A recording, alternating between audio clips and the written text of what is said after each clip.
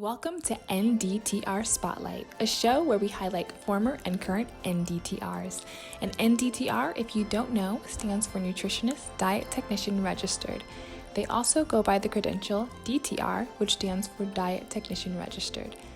In order to become an NDTR, you have to graduate from an accredited program, take an exam, and participate in continual education.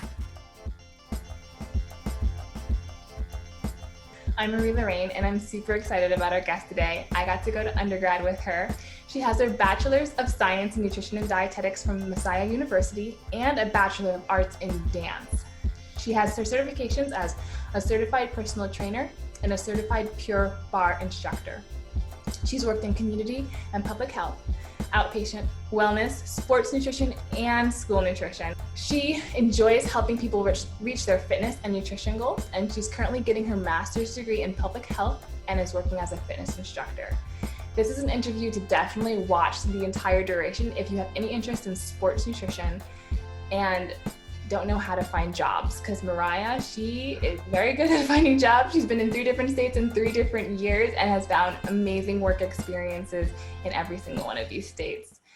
Moriah, how are you?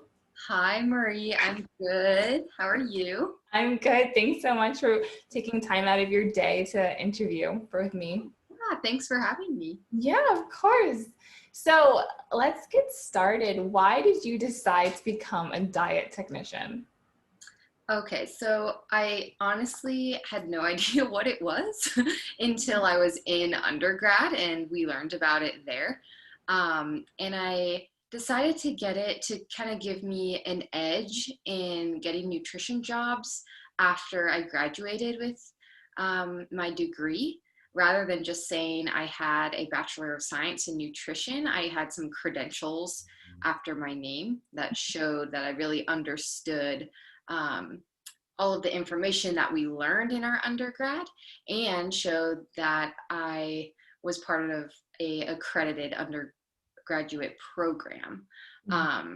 So I kind of had some experience with the academy through it. I think it's really important to be connected to the academy in getting that credential. Nice. So you've been a diet technician for 3 years now, right? Yes, I got it in 2017, right after I graduated. So going back to 2017, do you remember how you studied for the DTR exam? Yes, I do. I took about, I want to say 1 to 2 months studying using a software called Visual Veggies, which actually you told me about. And I thought that was really helpful to do practice exams on there and use the study guide on there to help prep for that exam. Awesome. And you also have your certified personal trainer credential. When did you get that in relation to your DTR credential? Yeah, so that I studied for during my last semester of undergrad.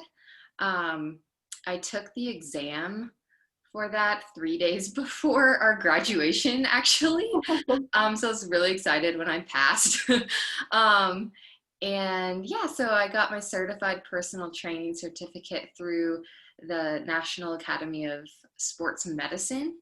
And I studied for that, I think, about 3 months. So taking both of those, I think that's a really cool perspective you had. What would you say the differences are between those 2 exams for a DTR who's thinking about advancing into sports nutrition and want to have that credential? Yeah, so for the personal trainer certificate, I would say it's a lot more self-study, unless you're also getting an undergrad in something exercise science related. But if you're not, you're going to have to teach yourself all of that information from the textbook you can order. In terms of the DTR exam, you can only sit for that exam if you've gone through an undergrad in nutrition dietetics. So a lot of that information you're already familiar with, which is why I feel like I didn't have to study as long for the DTR exam as I did for the personal training exam. That makes sense. So it's kind of what you've been studying and what you know. Exactly. Yeah. Exams. Okay. And so taking the actual exam, how was your experience taking the DTR exam? Were you nervous? Was it easy? Was it fine? Did you pass? Yeah, I was nervous. Yes, this is all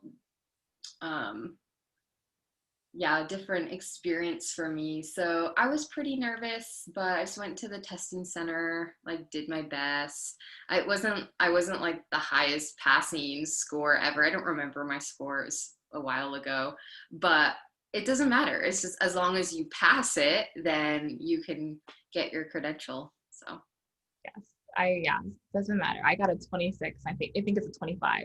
Oh, well, I passed. So yeah, no, I was like either 26 or 27. Like it was like right above. And I was like, okay, cool. Like never again. yeah. Yeah. Okay. So once you got the DTR credential, how did you feel? Did you feel like having that DTR credential helped you in finding jobs, with the job application?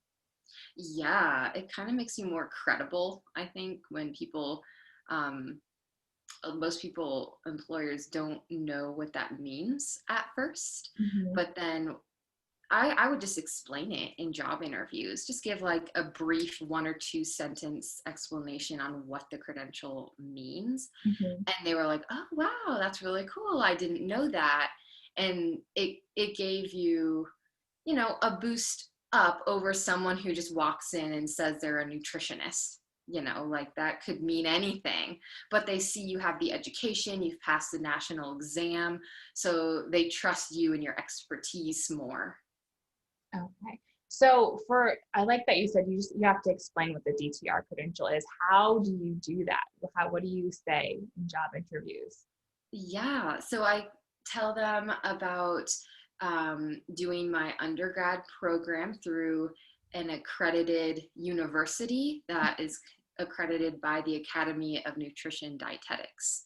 Um, and then once they hear that, I explain how after graduation, you take a national exam, Mhm.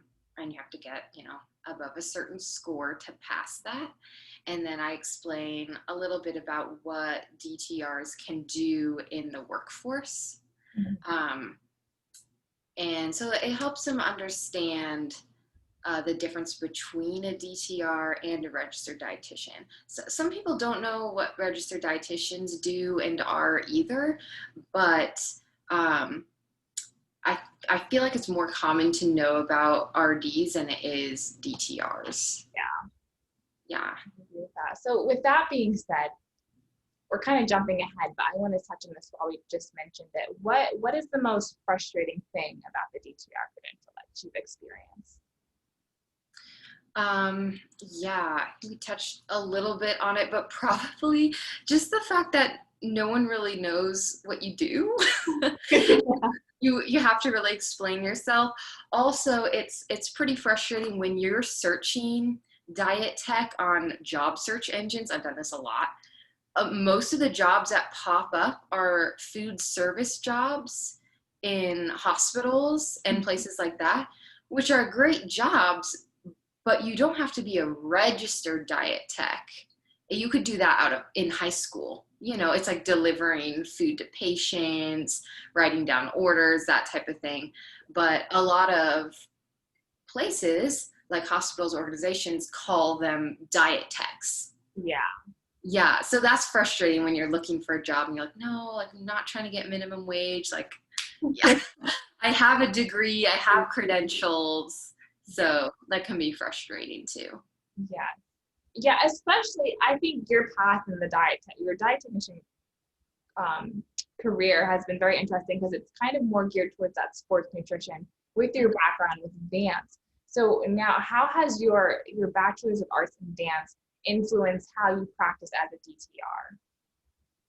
Oh, yeah. So my experience with dance actually got me into nutrition and just really curious about how nutrition fuels our bodies, how physical activity and nutrition are related. So I like having a little bit of both, because if I'm working in the fitness dance world, I can bring my nutrition knowledge to help students or clients in that area, depending on what they're struggling with, what their goals are, and then vice versa as well.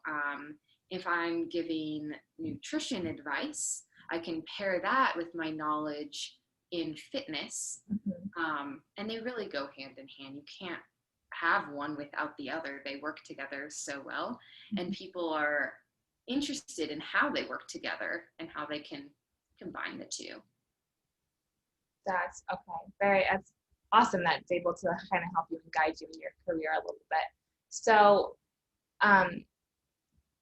I think your after like knowing you, right? And then seeing how you're progressing in your career has been super interesting, because you've been all over the place, 3 different states and 3 different years, as I said before. Can you kind of just give us a brief summary of your jobs that you found and how you found these jobs? Because they're not the diet tech jobs you find on Indeed. Right. Yeah, I know. So, all right. So after graduation, I stayed in Pennsylvania.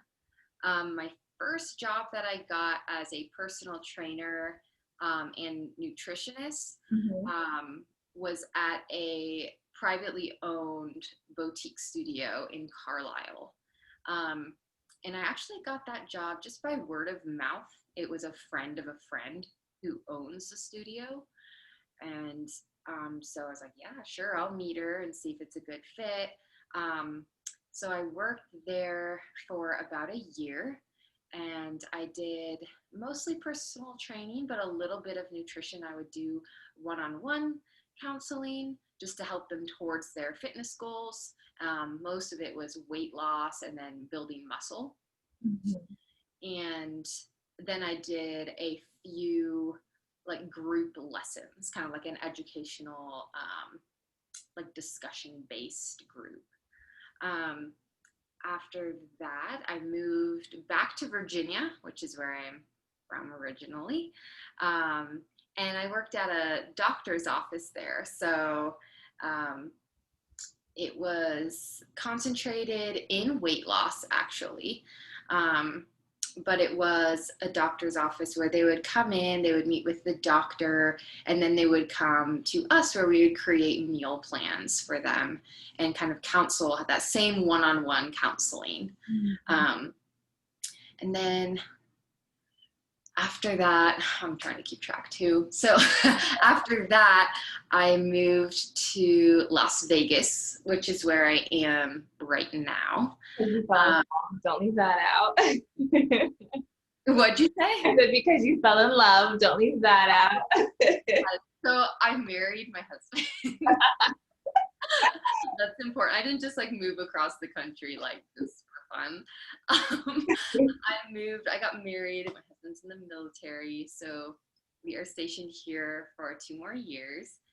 And when I moved here, I did look on job search engines for jobs, and I worked as a nutritionist with the local YMCA. I worked with them until COVID happened, and then they laid off all part-time workers. So that's actually over right now. But before COVID, I was working there doing, again, the same one-on-one, mostly like wellness, sports nutrition type of counseling. And I also worked at iCook after school program. So it's a program based in Chicago, actually, but they have locations all over the country. And it's just an after school program for kids ages, I think, 1st grade through 4th grade. So we would come in, give them a cooking lesson, teach them about different ingredients, and it was really fun to do that. It was like a once a week after school club. Wow. That's a nice little variety of, like, you were in sports, then you went to outpatient, and then you went to, what was it?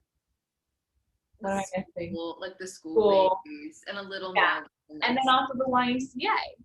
Mm-hmm. So I think that's really interesting that you can work at the Y with the DTR as a nutritionist there. That's really cool that you had that experience. Yeah. And so now what are you doing? So now I am working as a fitness instructor at Pure Barre. Um, it's a workout that combines like Pilates, yoga, and dance, like ballet. So it's super fun. I love it. And then I have one more semester of my grad program. So last push. Oh, and you have a really cool project coming up with that. Can you tell us about what you're doing with your grad program? Yeah, definitely. So I am getting my master's in public health. For this particular program, you choose a concentration, and I chose nutrition, of course. So this practicum, I'm focusing on childhood obesity and prevention and intervention strategies for that. So I will be working with, it's called the Healthy Food Systems Program. And through that, they have garden-based nutrition education. And they're still able to do this through COVID, which is awesome. But I will be working with a team to create lesson plans and curriculum for third graders in learning about where food comes from, how it's processed and distributed, and also nutrition lessons with that and learning how to grow their own food, all of that. So that's one piece of it. And then another piece is through the Healthy Kids, Healthy School program. It's just school nutrition education. So that is for second graders, I believe. I think second and third. So that's all going to be virtual since all the schools here are virtual. So that we're going to be creating a lot of video content for that and teaching the kids about nutrition. Wow, that sounds like you have a big heart for working with kids like that and really trying to teach them and raise them well with nutrition in a sense. So with what you're doing, I already can see some connections, but I want to hear from you. How do you feel like the DTR credential has helped you in your, or has it helped you in your pursuit of your master's degree in public health? Yeah, I think definitely. I think just being involved in the academy, being a member there, and it's a great resource. They're giving you tons of information that you can keep up to date with. I think that kind of tying in the DTR with the concentration in nutrition through my master's program is kind of really narrowed the public health field for me. I mean, public health is so broad. I mean, we've taken courses through all of these things, but it kind of has shown my professors, oh, well, she's really serious about the nutrition part of public health and community health. So I've been able to work with them and kind of tailor a lot of my projects and papers into something I'm more interested in. Yeah. Okay. And so what advice would you have for someone who's thinking about getting the DTR credential? Yeah, what advice? I would say just study a lot.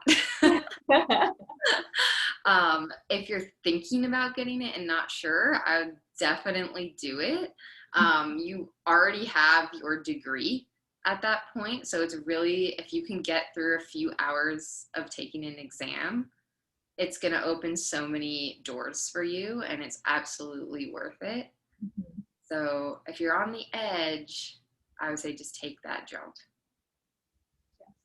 So with your experience moving from 3 different states in 3 different years and working with sports nutrition and then converting now to more community health and school nutrition, what has been your experience with diversity in the field of dietetics and nutrition?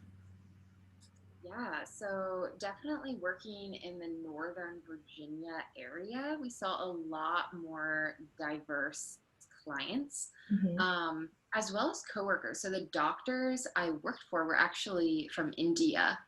And so a lot of the clients we had were Indian.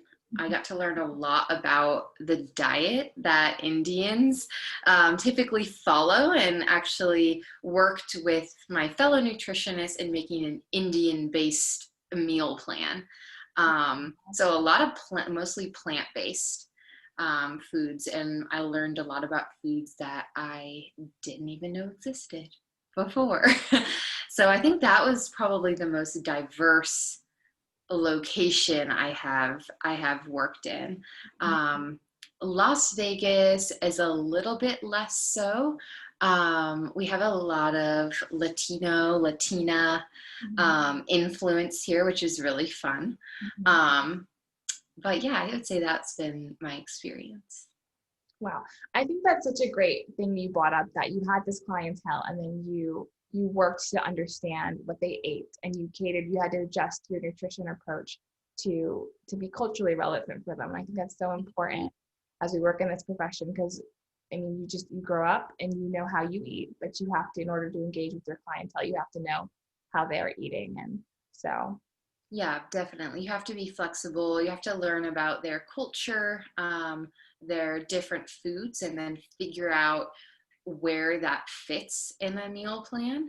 mhm, Because our meal plans were based off of the diabetic exchange. So we would need to look up those foods, figure out their macronutrient, um, just figure out their macronutrients, mhm. and kind of place them accordingly in the exchange system. Wow, that's awesome.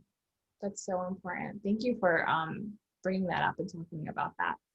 And then I wanted to ask more specifically now. So you're in Nevada, but you're originally from Virginia. So you're from an eastern state, and now you're kind of Pacific. Have you noticed just any difference in culture of like Americans from like eastern to, even in how they're eating or what they think about food or their fitness? Can you speak to that a little bit? Yeah, so being in Las Vegas, a lot of people here are concerned with their fitness and how they look and how they come across. I mean, um, it's a very entertainment based city. So a lot of people like working one on one with personal trainers or doing group exercise classes. Mhm. Um, so you definitely notice more people are more active here than I would say in Pennsylvania. Um, you also notice a little more like Mexican culture, since we're a little bit closer to the Mexican border, Mhm. as well as Hawaiian, which I was really surprised by. And I would come here and there's like, there's like hula dancing classes, there's Mexican based restaurants, there's street names that are, sorry, Hawaiian. Um, and I actually learned that a lot of Hawaiians moved over to the mainland. They hit LA first, and it was too expensive to live there. So they just went to the next biggest city, which is Vegas. Mhm. So, yeah, there's a lot of Hawaiians. Wow. That's cool. Do you think that's going to affect how you approach your public health with the students that you work with? Oh, definitely. I mean, you can see kind of the metrics on like Pacific Islanders Mhm. versus Hispanic versus white, and we learn all of that through public health, and what one ethnicity is more prone to in terms of disease than another. So I Mhm. think that's really important to keep in mind. Wow, that's super helpful, Mariah. I thank you so much. I like feel like I was like, oh, I've never had the opportunity of working with the clientele that you've had, like Indians or Hawaiians. So Mm, that's something just to, yeah, and it affects every part, even like when you're doing school nutrition and that fitness thing with Los Angeles or Las Vegas. That's interesting. Like yeah, knowing where you're working and knowing what might be more upfront in people's minds. definitely. Right? Yeah, and it's kind of like my personal goal to make people in Las Vegas realize it's more about it's not as much about how your body looks, because that's like their main focus. And I'm like, no, there's so much more to this about about just your health and your longevity and quality of life. Yeah. So I try to teach them about that and make that the main focus rather than how they look. Yeah, and that's so important because then it'll be a long-term change and not just a. Exactly. Yeah. Mm-hmm. Awesome. So if anyone has any specific questions for you, Moriah, how can they get in contact with you? They can look me up on Instagram. It's just Moriah.Duhadway, my last name.